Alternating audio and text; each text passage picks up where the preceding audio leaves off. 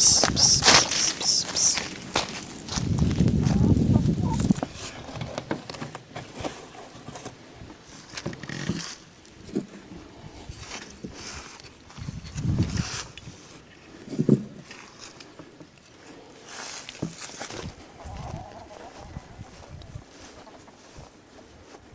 while they do their thing, I'm going to go on and do my thing. So if you would like to know what that is, stay tuned.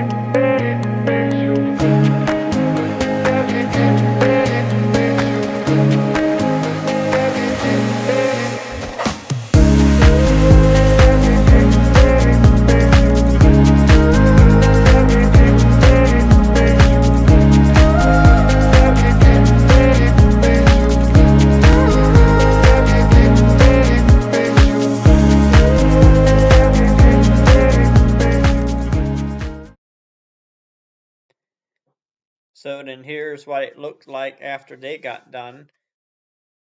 Put up here in the garden, which I did not get it on video, but I put put lime underneath.